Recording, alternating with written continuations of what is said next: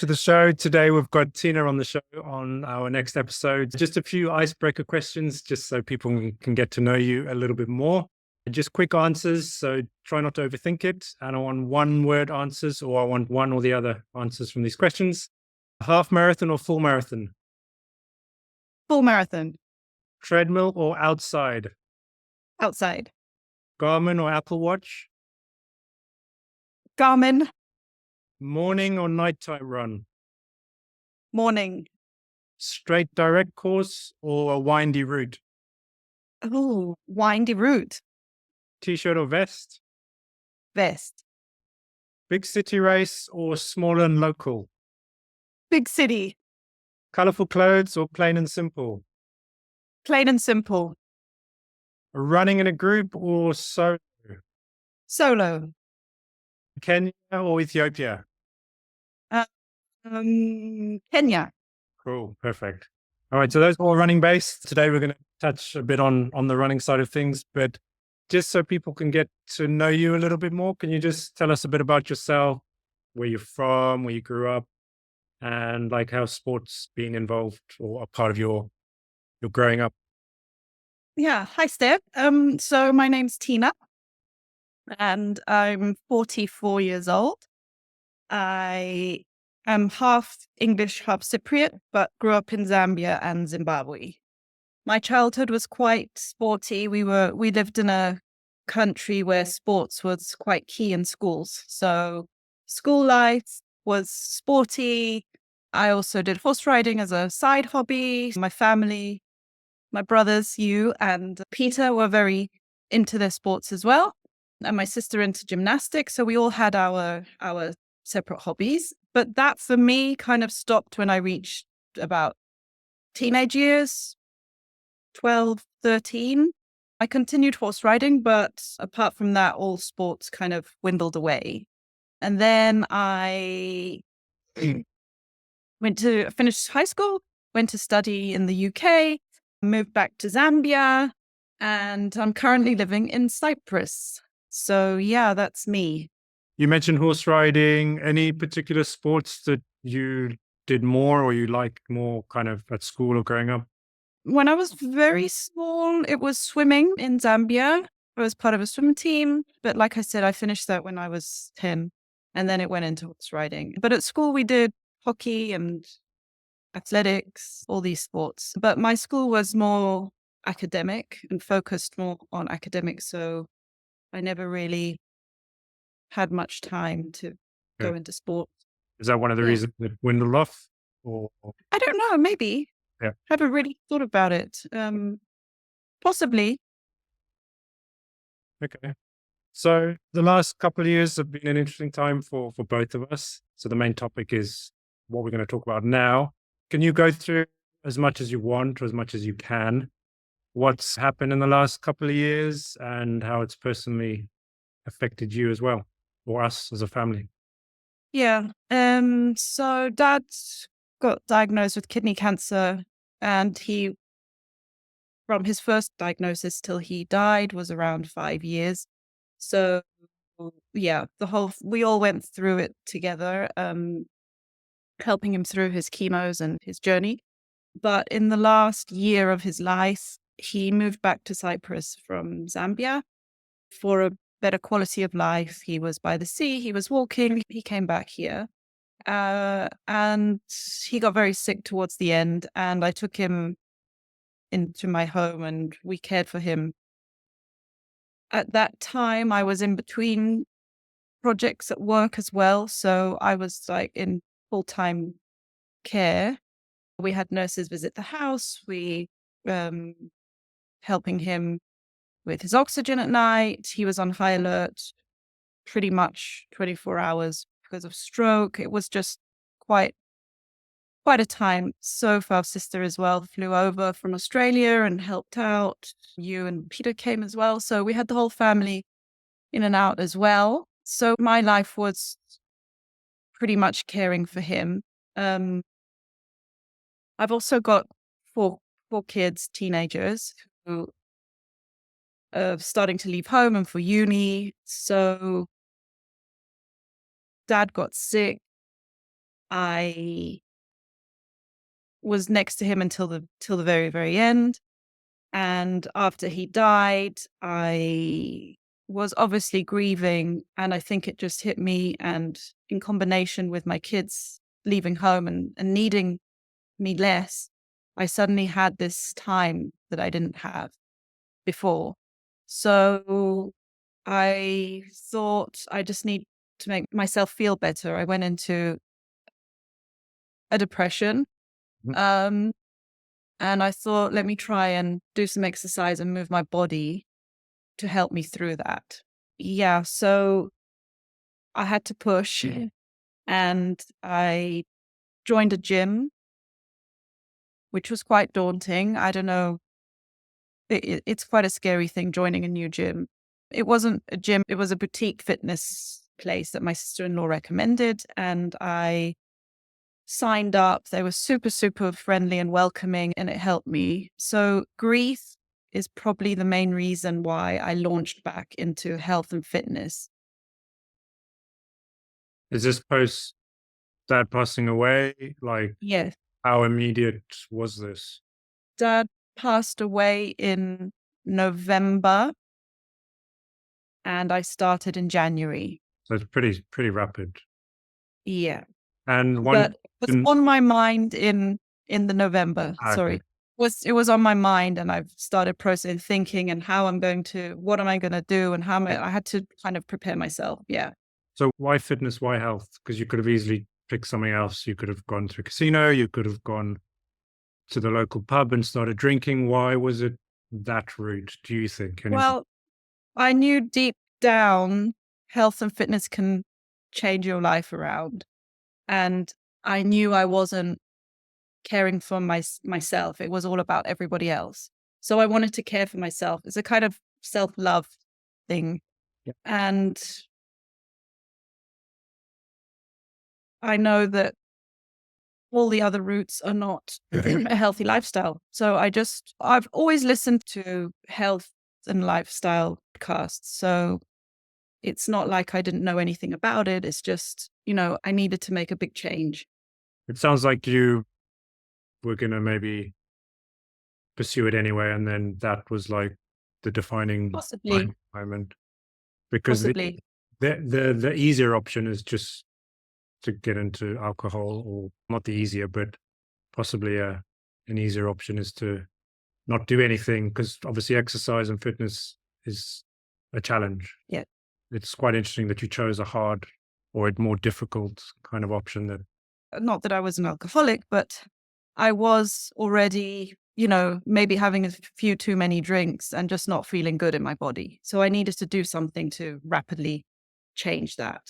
And then I joined this fitness boutique club. And from there, I started to feel a bit better, but I knew I wasn't doing something quite right. I think my nutrition was a bit off. And I ended up getting a personal trainer okay. and he helped me with gym strength training. And at the end of our sessions, we did a bit of cardio. That cardio was walk, run. Yeah. So I started with 2 minutes running on the treadmill. That's all I could manage. Yeah. But after each session, I felt better. The endorphins really kicked in and I felt so good. And Even it's slowly, slowly starting to get addicted, can I say? even from running for 2 minutes. Yeah. Wow. I just felt good. These little steps are when you can't do something and you do it, even if it's 2 minutes, even if it's 5 minutes or 10 minutes, and it just gradually built up. I just started to feel better and better. Had you run before or not? Like, just zooming in on the running side of it. No, running was not What ever was the furthest that you can remember running before you started this 2 minutes on, 1 minute off? possibly a 5K. I never kind of launched into it properly. It was just randomly running. And I'm talking years ago. And it was never a kind of structured training or anything. It was very, very random. So Yeah. sounds like you picked running or running picked you. Why that sport or why that activity? Very good question. Um, it's not that I woke up one day and picked running. it just happened. It just evolved. And my trainer kept encouraging me to do 2 minutes. And then after our gym session, he was like, now do 5 minutes. And I was like, I can't. He's like, you can. And if you can't, just walk. There was never any massive pressure on me. Yeah. And once you see yourself doing a little bit more, it suddenly I was, running outside. I hit 5K, I hit 10K, I hit 15K.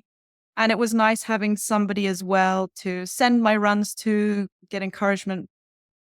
Yeah. And not forgetting that you are also a big inspiration for me. I mean, you've run marathons pretty much your whole life. So I thought, I've always watched you, supported you. And once I started doing longer distances, I thought, and this is why he loves it so much. Okay. It was and with the grief, it many times I stopped. I cried for Dad, tears, just put my hands and just cried and then continued. I can't tell you how many times I did that. But then after my run, the endorphins kicked in, kind of got that runner's high everyone talks about. And yeah, I wanted the same the next day. And that's how it started. Yeah. And my trainer signed up for a full marathon. He's like, why don't you sign up too? And I put it off. I really left it kind of last minute. And I just thought, right, I'm going to do a half marathon. So I started with the half and we started training together and it was hard. It was tough. Yeah. And thing leads on to the other. We went around Cyprus to all the races, all the distances. It was actually quite fun to see a community that I didn't know even existed. It was brilliant. Yeah. I think with running as well, what people find really good is you can monitor, like you said, you can monitor it even 1 minute more or like a half a kilometer more. It's very numbers based. Yeah. Like other sports are, but I think running can be very numbers based. So you can see your progress, even if it's 10 more seconds than you did yesterday. So I guess that motivated you and kept you going as well. Yeah. Yeah, absolutely. Okay. And just seeing your progress and just not comparing yourself to anyone else. It's just you versus you. It's like you just being better than you were the day before. That's all it is. Yeah. Whether it's a minute or 5 minutes or anything, or a kilometer or 2 kilometers or 5 kilometers more, that feeling is just incredible. I also love running because you can do it anywhere and you can fit into your lifestyle anywhere you are at any time. So even if you're traveling or in another country, you can just take your trainers and run anywhere. It's great. That's what I love about it. Very versatile. So you mentioned, Karen. No, I was going to say, and if you're staying in a hotel or you're abroad or the weather's too hot or too cold, you can find a treadmill. It's easy to do, as in it's not many excuses you can find to not go. I mean, there's always a way. There's an author, motivational speaker, Wayne Dyer. He's passed away now, but he was saying how he used to run 10, I think it was 10K every day. So if he was, he just used to run up and down the corridor in his hotel. Yeah. People used to stare at him. I mean, this is what I did last week. So I was stuck in the airport traveling back home and the flight was delayed by 9 hours and my trainers were packed in my luggage, which was already checked in, but there were some stairs where I was sitting next to a coffee shop. I just went up and down, up and down. People were staring at me as well, but I just needed to move my body. With your coffee in hand. No. Yeah. So just to touch, because we kind of rushed over it, but you said you, when runs, you would break down, cry, think about Dad and stuff.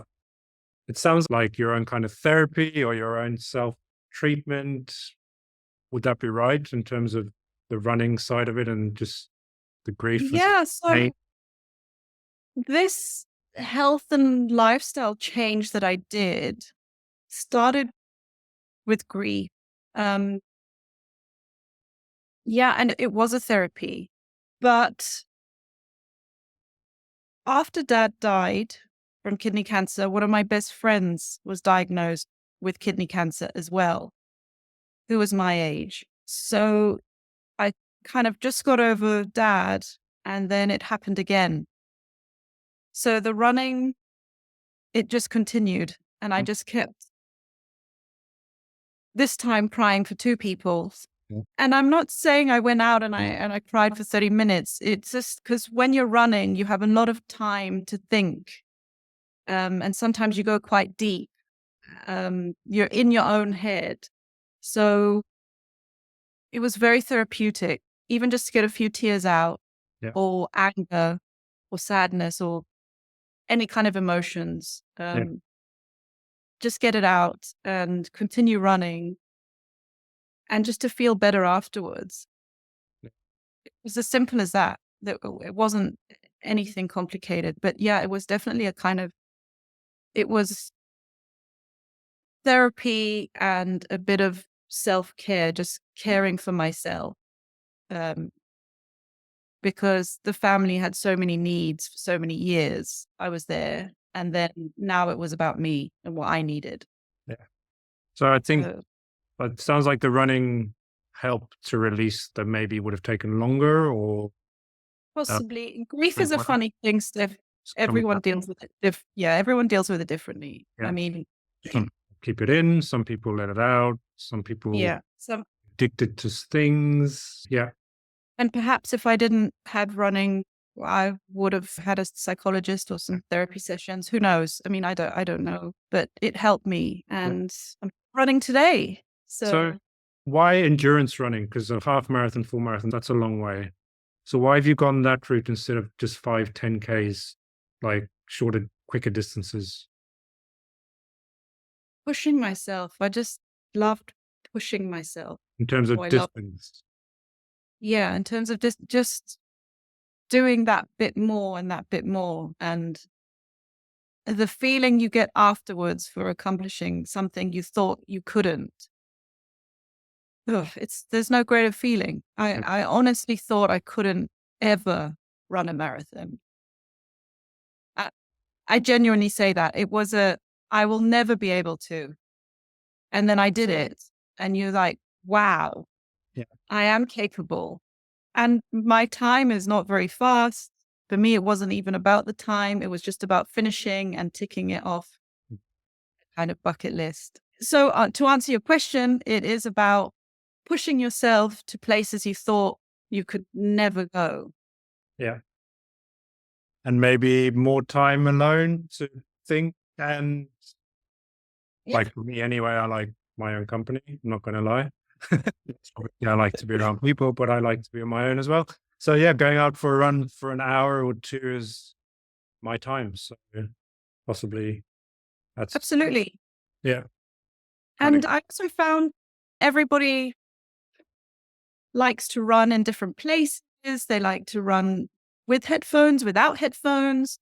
For me personally, I love being outside in nature. I don't like running on the roads with the traffic and the fumes. I don't like that at all. I'm very, very lucky. There's a beautiful park next to my house with a track. It's not particularly long, but I do go up and down. I feel safe. I'm out in the trees. It's just me. I do listen to music, and quite upbeat Mhm. music just lifts my mood. Yeah. And that's what gets me through. So I think it's about also finding what works for you. I mean, that's not everybody's thing, and that's fine, but it works for me. Yeah. And just getting into a routine. And some mornings when I wake up, I don't feel like going for a run, but I know that it's the best thing for me and I will never regret doing it. Yeah. So Good. I just put those trainers on, and once they're on and once you're walking and warming up, you just go, and not to overthink it. Yeah. Just start off with a walk and build up. Yeah. And what's the furthest you've ever run? What's the furthest distance you've done? 42, the full marathon. Okay. When was, Yeah. which one? Well, that was April 2024, and that was in Limassol, in a city in Cyprus. Okay. Uh, How did that and go? we did it together. So my first one was with my brother, which I was super, super, super, super happy to do. And it was amazing having you there. Even though you were quite far in front of me, I knew you were there. I And skipped off that day, but yeah. well, that's how it goes sometimes. And yeah, my goal was just to finish, Yeah. not about just to achieve running a marathon. And I wanted to do it without walking.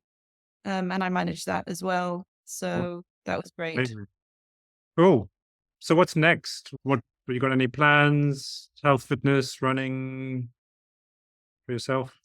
So I've literally in the last year completely changed my exercise, nutrition, and I can't tell you how I feel. I've never felt stronger, healthier, clear mind. My whole mindset has changed in the last year. So for me, there's no going back. There's only forwards. And for me to keep motivated, I like to sign up for a few things just so I can have a nice plan. I can train for something. I can achieve something. I like trying new things. I've recently bought a road bike and I've started swimming again. So Okay. swim, run equals triathlon. So I've also signed up for the triathlon. It's a small one, but it'll be my first one. I'm looking forward to experiencing that. And I've also signed up for my second full marathon. After you said So you never do one again. yeah, I said I'd never do it again, and here I am. So when are these events? So the triathlon's in October and the marathon is in November. Okay, so you've got some training to do then.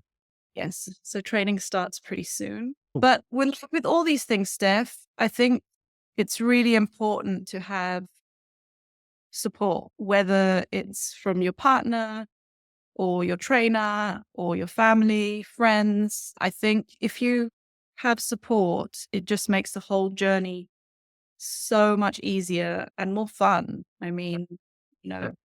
it's a journey. It's Yeah. not just the destination, like they say. It's a journey, and you've got to enjoy the journey. Yeah. I've had highs and lows and tears and laughter. But when I think back to what I've done in 1 year, I mean, if I can do it and I'm just an average person, I mean, if I can do it, anyone can. And there's no better feeling than just having a strong mindset. Yeah. And the strong body just comes with it. But when you have a strong mindset as well, Yeah. oh, there's no better feeling. Definitely. And with that support and help along the way with a trainer or family or friends Yes. or whatever, definitely help. And someone to just send your run times to, or to analyze each run and your heart rates. And it's even if you have a bad run, it's nice to offload it and talk about it. Yeah. Because all runs are nice. Yeah, definitely. Yep. Yeah. And down, as you said, it's the journey. Right. Wow. So it's Yeah. a lot's happened in 2 years. It sounds like you're on an amazing trajectory to do even better. Any last comments? Anything you want to finish off? Yeah. So what I hear people tell me a lot is, oh, I love what you're doing, but I'm too old. And I hear it so often, I'm too old. I mean, it's never too late. Ever. It's never, ever, ever too late just to do a bit more than you're doing now. Mhm. Whether it's just walking, doesn't have to be running. It's running is not everyone's thing. I really encourage people to try out new things. Try and feel uncomfortable.